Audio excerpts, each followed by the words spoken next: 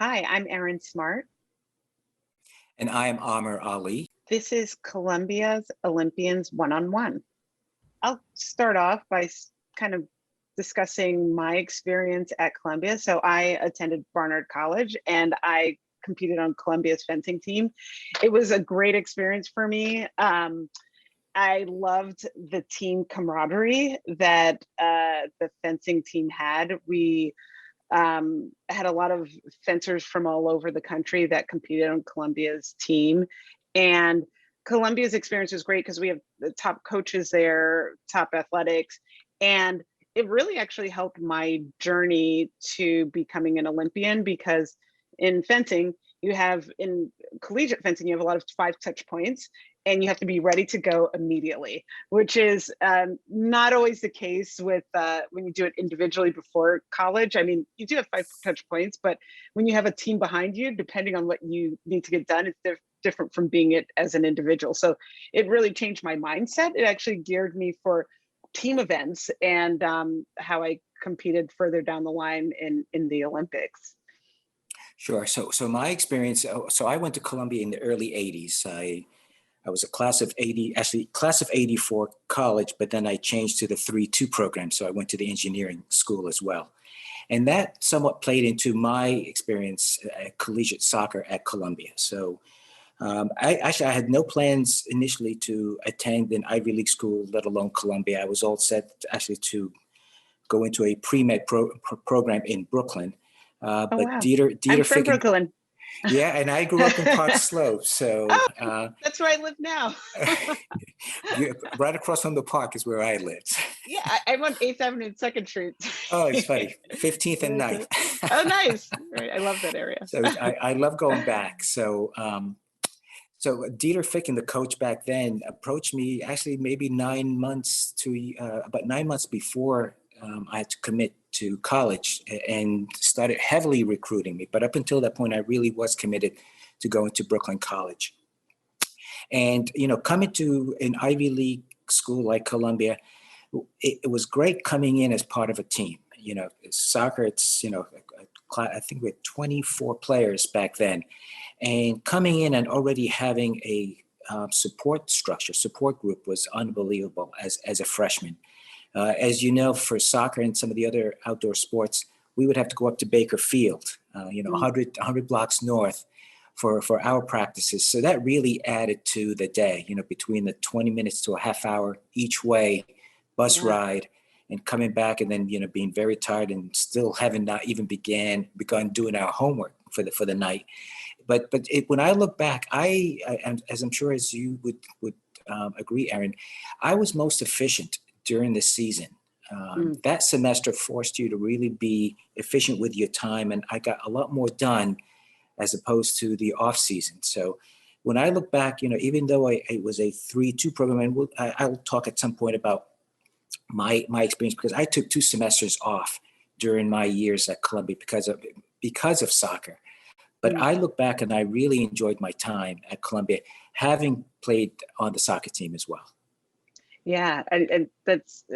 I know I was always kind of lucky. I think being a fencer, we only stayed at the gym. We didn't have to go up to Baker. Yeah, so we were jealous of you guys. Yeah. But yeah, I'm always impressed that like that extra. I mean, those 30 minutes do make a difference, and I'm glad you mentioned that because I mean, in general, you're right. I think I was most efficient as in college as well, and I don't think I mentioned my class, but I was class of '01. But it does make you efficient and realize how best to spend your time, which prepares you not only for whether it's the Olympics, just professional life, for anything in life, to really reflect on that.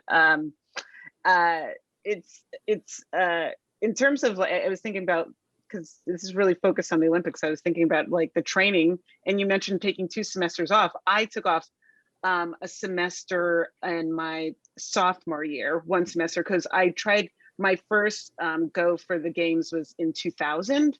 I was the alternate on the Sydney team. I did not compete. I got to travel. My brother actually competed there, but I did take a semester off to focus on training, traveling, the trials and qualifying. It was I mean, it was tough because I didn't make that team, but I knew after having a taste of the Olympics that I really wanted to go for it again. So after graduation, after '01, I was working different jobs here and there. I worked in fashion for a little bit, did different things, but my primary goal was the Olympics, and training for 2004 for Athens.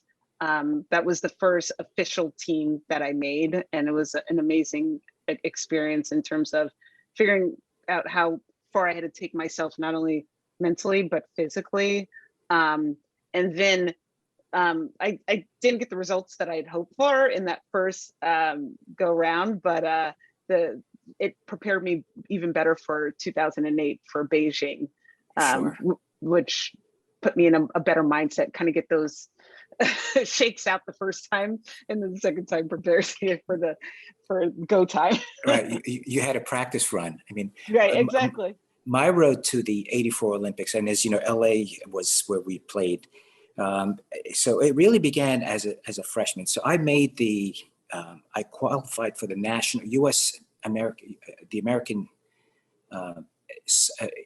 national team. Back then, and still is, you can play as a collegiate and also be on the national team. So and back then for soccer, the national team was composed mostly of collegiate players. So I qualified for the U19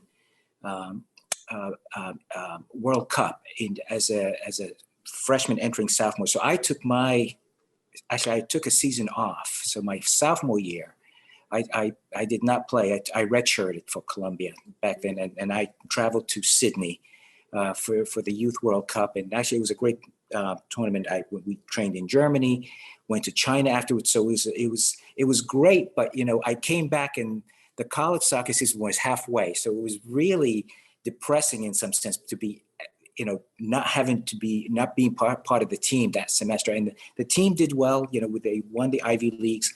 Actually, they won it in the span of the 5 years that I was there. And that played into why I went to I did the 3-2 program, because I had redshirted my sophomore year, had a year of eligibility under my belt, and I learned about the Columbia 3-2 program, and I really decided to go for engineering in addition to the college. But for the '84 Olympic team itself, I took yet another semester, because soccer that year, they decided to take the team and send it over to Los Angeles, and we trained for 6 months as a team, getting ready for the Olympics. So that was my second semester off, where I had to make up over my years at Columbia. Wow. What was it like in the '84 games? I know that's, spectacular in terms of having home court advantage and everything. I think I'm planning on going to check out, what is it, 2028? I think it's going to be back in LA. Yes. I want to go as a spectator. And it was a success. That was the first, I think, Olympics that made money. And '84 Olympics in LA, they actually were very concerned about the smog and the pollution, air pollution in LA. And I remember back then, the mayor asked people not to drive, not to commute, and they listened. The highways were empty, and we were able to get around LA, quite easily, which was helpful for us. But as the soccer team, we were stationed up in Stanford, so we played our 3 games, which are part of the opening round, up in Stanford in the Rose Bowl, which was an unbelievable experience in itself. But I missed half of the Olympics, because for those 2 weeks during the soccer part, we were up in Stanford, just isolated with the teams that we played against. It was Italy, Costa Rica, and Egypt. And because of that, actually, I came back to the village, the Olympic Village, after the soccer was over, and I wanted to experience the Olympics, because I missed the first half, and I came back and I just stayed in the village for 2 weeks, because we did not qualify. The soccer team, the U.S. team, did not qualify beyond the first round. Mm-hmm. And so as a college student, I had nothing to do for the rest of the summer. And I just came back and I hung out and I watched diving, Greg Louganis, track and field. Because as you know, the Russians boycotted 84. So the U.S. team really dominated that Olympic. Yeah. So, and what was it like for you to travel? I mean, being in Beijing, and I'm sure you traveled quite a bit leading up to that as well.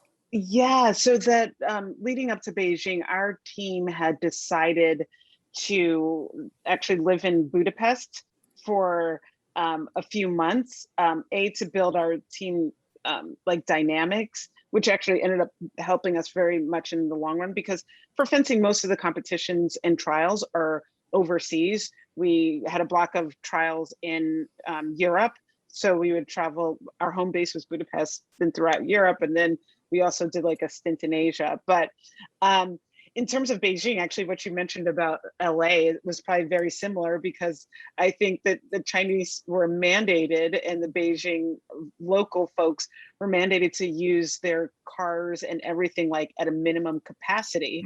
And the smog had cleared up at that point. So it's like very similar experiences there, because I think people were astonished how much of the blue sky they could see during the games in Beijing, that they were amazed at.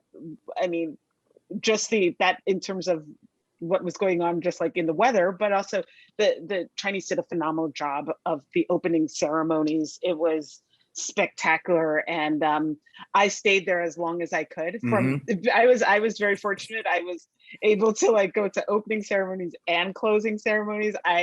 And fencing is always at the first half of the games, so I got my competition done early, and then similar to your experience, I just hung out for the last 2 weeks and took in every sport and try to meet every athlete that I could. So it was a wonderful experience. I mean, it's truly a once in a lifetime experience. And for me, I just so I, as a college student, and in terms of what was maybe one of your favorite behind the scenes story, I mean, I'm sure you can share something about Beijing, given what was going on back then, like you said, with the city almost stopping to allow the Olympics to proceed. Yeah, I guess Beijing was interesting because, well, in '04 when I competed, I had first met Michael Phelps, and that was like his first entry. Like he was just starting to get his medals, and he was super nice and awesome, and like talking to everyone, hanging out. And then sort of the behind the scenes thing. Then in '08, I've never seen an athlete as focused as Michael Phelps was in the village. Oh my goodness. Like it really was night and day in terms of like behind the scenes. Like he was just in a zone. He was just like really not, and it wasn't in a mean way, just not talking to anyone, but just like zoned in on, like, he obviously had a mission. He was checking off the boxes that he needed to, and you could see that.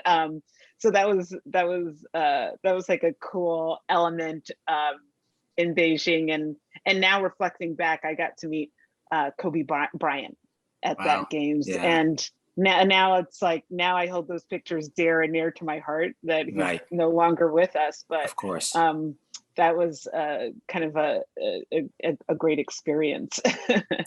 Well, unlike you, I missed the opening ceremonies because we were up in Stanford. So I was determined to see the closing ceremonies. So when we came back to the village, back in '84, that was the first year they allowed professional soccer players. So each team, so the U.S. team was composed of 11 professionals and only 7 collegiate. So I was one of only 7 college players to qualify.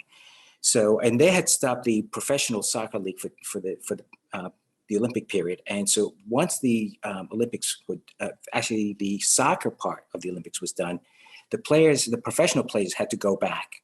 And one by one, the college players all returned. So by the time closing ceremonies came around, I was actually the only soccer player in the village. And, my behind the scenes story, which is quite comical, is because '84, the U.S. team had done so well, gold medals in practically every sport. Right. Except for soccer, of course. And so they could not decide who would carry the flag. As you know, it's picked by someone who has done well in that Olympic. They could not identify one person who stood out because there were so many gold medalists. So they decided the fairest way would be to pick out of a hat, pick a sport out of a hat. And so we got, notice in the village that, there's going to be a team meeting at 2:00 on, I forget which day it was, to pick who's going to actually carry the flag. And I said, what are the odds of soccer, being picked? So I ended up not going. And again, I was the only one. So apparently they picked soccer out of the hat. Oh my goodness. And they looked around and asked, is there a representative from soccer? Oh my gosh. And there was no one there. And they put soccer back in the hat and no. they picked someone else. So that's my claim to fame, that I was that close Oh my to gosh, carry you're that close. Oh my gosh. So, wow. But it's still a great story. Even though you didn't carry the flag. But in some ways, I'm glad I was not there, because can you imagine, Carl Lewis, Greg Louganis, Mary Lou Retton, watching soccer there was just no way. There would have been a revolt, I believe. Yeah, they would be like, wait a minute, what happened? And who ended up, do you recall who ended up closing or carrying it? I should know that now, given that story, but I've never looked it up. But, that's right. Yeah. And it was just, for me, it was an unbelievable, and I'm not sure about you in 2008, but back then in 84, getting the pins was a huge part of the experience. And because soccer was up in Stanford, those who were looking to make a complete collection of the sports were dying for the soccer pin. And so I showed up at the village, with, my bag of soccer pins, and I was able to trade for some of the, the most sought after pins. And in preparing for this, actually, I wanted to see where my pins were, and I couldn't find them. They're somewhere in the house. Oh, but it was, that really added to the culture and the experience at the Olympics. Yeah, it's interesting you say pins, because my coach at the time, Aladar Kogler, who's a coach at Columbia for many years and still is there, he taught me about the pins. He's like, Erinn, you need to, you have to understand there's a tactic to these pins, like who you trade with, which ones are the most valuable, which ones aren't. And I wasn't prepared for this. It's like, I didn't realize how much of a culture there is behind the pins element, like when you get into the village and even outside of the village, like people that are collectors, right. Really like understand the history and what's like, which ones are most unique, like your US soccer pin. And, right. And for us, the Coliseum, in front of the Coliseum was the hangout place for people who wanted to trade pins. So that was, the locale. If you needed a pin or you wanted to offload something, that's where you went. And early on, I think we were given a bag of pins. I forget how many were in. And early on, I was just giving them away. I was happy to. And then people said to me, slow down. You don't realize how valuable your pins are. Right. So I became more stingy with giving them out. So yeah. Now you're going to make me want to go look for my pins. I have like a few scattered in certain places. I need to go find my others. Like where did I put those pins? Huh? So what kind of outfits and things were given out to the Olympic team back in 2008 for you? Yeah, we, I forgot who the sponsor was, but we got a lot of our like cool fencing gear, obviously, and our fencing bags and stuff. And then our, the opening ceremonies was, I remember now. It was Polo Ralph Lauren did our opening ceremonies. Right. And the funny story there is like, Ralph Lauren designed these beautiful blazers and shirts and like an ascot and hats and everything. And like, I think someone didn't factor in the heat of Beijing. and the US team, by time we got to like, they called like, they do an alphabetical order, United States, and we're going out. Everyone, like literally, they had started pulling off all their layers. Once we had like done that walk, by the end, like most of the men had their shirts off, the blazers were gone, like shoes, socks were off, because it's like we went from wearing like full suits, like, and silk ascots and all these things. And it's like, okay, this is unbearable for like 90-degree Beijing weather. I seem to remember that. I mean, for us back in '84, we had this like suede Levi's. It was our Oh, sponsor. yeah. So, we had the whole Levi's outfit. And it's funny, I looked for, so one of the things I got was I got a long jean watch. So I was actually Oh, able to that's find it beautiful. in my collection. So I That's was a able, beautiful watch. so I was able to find that as well. So tell me about your silver medal in '08. I mean, just standing on that podium must be an unbelievable experience. It was. I mean, our team was not like in the running for a medal. We were always close in terms of like the international competitions, but it was always like if we get the right draw, the right day, stars align, we knew we could do it. And our first match was against Poland, which was one of the top teams, and we beat them actually pretty solidly. And then our next match was against Hungary, and it was kind of ironic because we had just spent the whole year like training with them, living there, so we actually knew. And the funny part after that, the Hungarians didn't allow us to train there, but we ended up winning by a few points, and that put us into the gold medal match, and where we ended up losing to Russia. But I mean, it was just a phenomenal experience. When I look back at the pictures, you can see like at the end of the Hungary match, my face is like, I did it, because it was like that moment like, oh, I'm going home with a medal, versus like sometimes they're like, oh, that final match of bronze versus maybe fourth, it's like, Yeah. it might not, work out, but it was great that we were able to pull it through. And yeah, it was a dream come true. Sure. And I was happy to be an Olympian, but to get the icing on the cake, it was really, really amazing. So Now, I know yeah. you said your competition was the first half or early on in the Olympics. I mean, how many days does the fencing competition Yeah, encapsulate? so for on the individual matches, 1 day, and then our team competition is 2 days. So it actually goes by pretty Wow. Yeah. quickly. So, but it just, they separate it by 4 to 5 days. So that's what takes the time to get there. How does it work for soccer? Because I know, Right. is it like round robin, like in the different? Is that how it works? Right. So the soccer tournament would actually take the entire Olympic period. So the first round is the group stage. So it's 4 teams and 2 would qualify.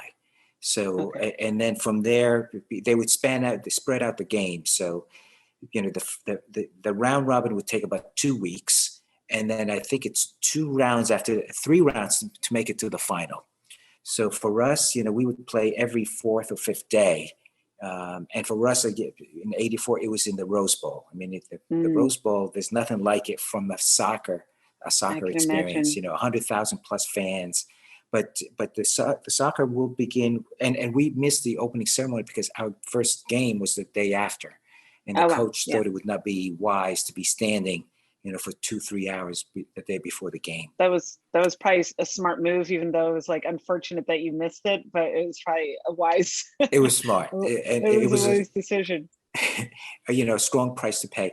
And for Yeah. me, being up in Stanford, I'm of Egyptian descent. So I was born in Egypt, so I'm a naturalized U.S. citizen.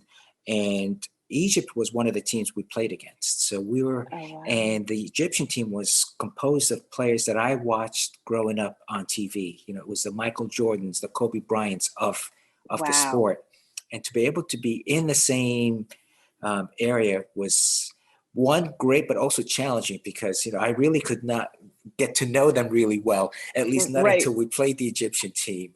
But Yeah. that to me added to my great experience in I'm '84. sorry. Yeah, you're probably playing with your idols, and In sometimes. some ways, yes, Yeah, yes. yeah, yeah. And who was the top competition in '84 for soccer? Right. So I believe France won '84. So it was the usual powerhouses in soccer. So it was Mm, France, Germany, England, and Italy. And Italy was mm. in our group. So it was the Italy and Costa Rica that qualified, that got out of our group. Okay. Yeah. But in '84 it was the usual powerhouses in soccer. Yeah. Wow. That's amazing. And I know you said like your memories of playing against the Egyptian team. Any other like great memories? Like, and I know you said the Rose Bowl. I've never been to the Rose Bowl, so I can't wait to experience that. But curious other memories that you have. Right. So those were the experiences in the Olympics. But leading up to the Olympics, we had the Pan Am Games, and I believe you participated in a I couple of did. those.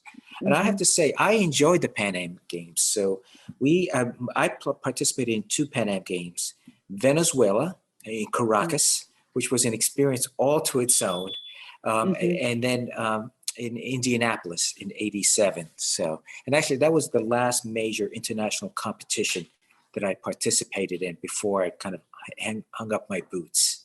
Oh So wow. Well, that's a good way to go out in terms of like the Pan Am Games are always a fun way. Yeah, I always think that Pan Ams are a mini Olympics yes. in terms of this hemisphere. And Now, did you participate in any sports festivals? Did fencing participate in? We did. Because I think I competed in the last sports festival there was, which was in, I want to say it was 97 or 96. It must have been 97 because it's, or 95 or 97 because it was, they usually don't have it the Olympic years, but it was in Boulder, Colorado. And I got to experience it once, and that was so much fun. And I was upset when I learned that they weren't hosting the sports festival anymore, because I was like, this is the greatest thing ever. I know. It's like, that was so fun. Yeah, I'm assuming, did you compete in sports festivals? Yeah, I did in several, and I believe I may have been in Boulder, maybe one of the earlier years. So so as you know, it's 4 regions, right? They take the U.S. and they split it up into 4 regions. Yeah. And the friendships I made during the sports festivals and the Pan Am Games, I still reach out to folks that I see sometimes in some people have gone on to do well in business and so on and so forth. But the friendships you make both within the sport or even participating at Columbia are really long-term friendships and relationships. No, it's so true. I'm still very close friends with the Olympians that I competed with, and many of my Columbia athlete friends, and even some of the up and coming athletes that graduated from Columbia are sort of my mentees that are trying to go for the next rounds of teams. And yeah, it's been great. But I mean, for me, like, I have great memories from sports festival, but I would say like my some of the last memories that I have from Athens was my brother probably won't like this story, but my brother also my brother also competed. He didn't go, he went to Columbia for grad school. He got his MBA from Columbia, but it was watching him compete. And unfortunately, he did really well, but his team lost the bronze medal match. They were 4th against the Russians, and he was a closing match. And it was a heartbreak for him, like literally like devastated him for like a year after Athens. But then for Beijing, he had a rematch against that same athlete, against the Russian, same match. And this time he beat him. So that's like one of my keepsake memories from Athens, watching my brother kind of get justice after 4 years, and being able to see it firsthand. Watching him compete firsthand is it's also torturous, because I get more nervous to watch him compete than actually competing myself at times, right. Which is hard. Well, you touch on a great topic. So what goes on in terms of preparations for a match, a fencing? What is your competition day is like?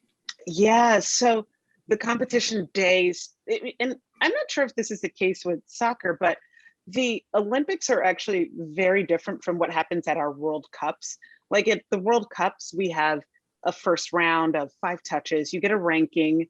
And then it's direct elimination from there. But in the Olympics, from like way in advance who you're gonna like either fence. It's like fencer A or B based on your ranking. So you're suddenly thrown into a 15 touch match, and it's like, which you're not ready for. So, and you're not ready for it, but it's like, it's very different, and you have a crowd. Most fencing competitions, you don't have a crowd like you do at the Olympics. So it's a bit of a different experience from a mindset. Suddenly you have like people chanting and all this, and so it's a bit different compared to what happens in our usual competitions, because Right.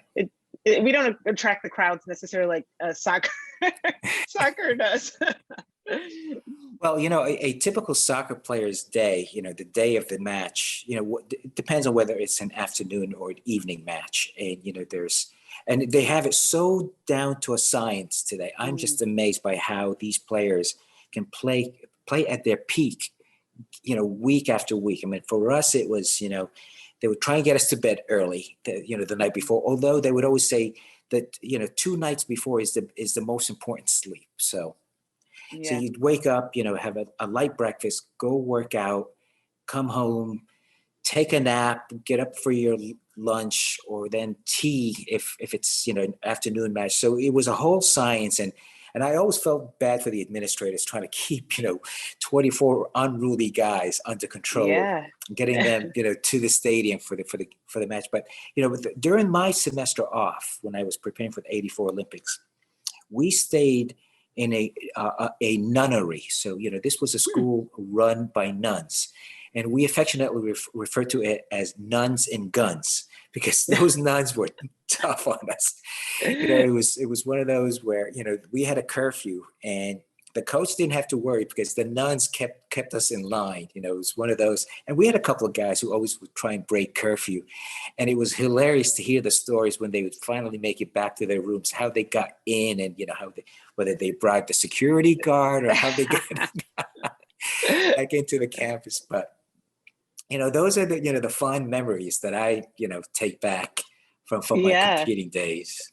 I can imagine. And they were probably lucky that they didn't have like social media and those things, for someone to catch them and and post it or say something. And so now, because '84, was that one of like the first, not televised, but it was like heavily televised versus like some of the other previous Olympics, right? Correct.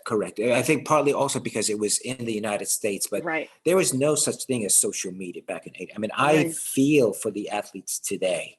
You really have to be on your guard and just make sure that, you don't put yourself in a vulnerable position. But back in '84, you can do stupid things and get a second chance. Right. You're totally right. I mean, I feel like I was fortunate, like Facebook had just started becoming a thing when I was competing, but it wasn't as like by the minute as it is today, or even Instagram and name your platform. But because it was only Facebook, we would just post timely pictures like, this is what happened, but it wasn't so real time like what's happening with all the smartphones and everyone capturing every single second. I agree. I do feel for the athletes today, because it's not only them managing their social media presence, but it's also how other people catch them, or how other people are presenting them on social media. It's almost like a whole nother career, or or a whole nother thing you have to manage. Like, competing is challenging enough as it is, and then to add an additional element to it is, I can imagine, it could create a lot of distractions. I'm sure it'd be distracting to me if I were in their shoes. but I would say the upside to, I guess, social media, especially for a sport like fencing that does not receive a lot of press and publicity, is that a lot of the athletes are able to get sponsorships based on communicating out because of social media and building in their free time, they are able to build some awareness about themselves that they could not previously do. So I guess that's a pro to the, the upside and to some of the downsides that do come with social media and media in general right now. Definitely. I mean, it's not a headache I want to worry about. So I'm quite happy with what happened in '84.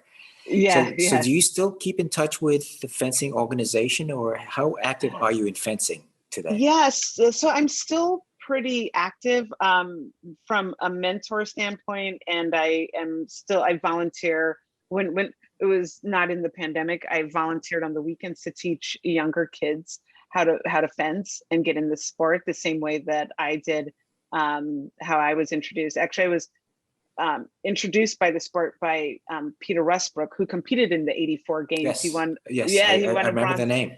Yeah, so he won the bronze medal, and my father had worked for Sports Illustrated, and my father actually traveled with Sports Illustrated for the '84 games.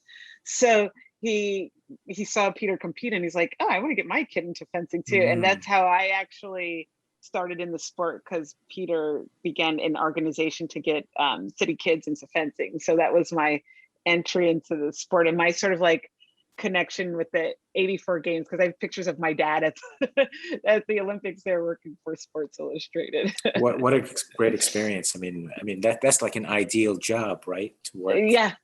It's like working for ESPN today, or right, exactly. You get the perks of like traveling and the swag and all that cool stuff. And are you still involved in soccer at all? So right after the Olympics, I continued to participate on the. So I was on the athlete. I was the athlete representative to the U.S. Olympics. So I did that for actually 10 years. It was a 5-year period, and it was great to see the other side of the sports, right? How where and actually I was part of the Olympic committee then when they finally decided to switch the Winter and the Summer Olympics. This way they kind of level off the revenue stream, because if you remember, I forget when they switched over, but back when they both Winter and Summer played at the same year, you have huge spikes, but then you've got these huge deficits. Yep. So I forget who it was that came up with the great idea of offloading it by 2 years, which really worked well for the Olympic Committee. Yeah, now that you say that, I'm remembering it. Yeah, I don't know if that was like '92, like Lillehammer or something. Yes, or it was around that time. Exactly. Yeah. Exactly. Yeah. Oh, yeah. That was. I know whoever came up with that was brilliant. It's like that. Maybe it was George Steinbrenner. I mean, I remember George showing up in, with his white tracksuit. I mean, it was really? great to see. Oh yeah, he was a strong personality in the Olympics as well. Oh, interesting. I didn't know that. I didn't know that he was involved in it. Oh, and he loved. I mean, he was so great with his time, and chatting up and having discussions. I remember sitting in the lobby and seeing all these folks around him. So he was quite, happy to share his thoughts. Yeah. About what he did with the Yankees. Oh, that's fascinating, and something so valuable for the Olympic community to have in terms of how it relates. I mean, especially how successful he is in terms of how he was and with the Yankees.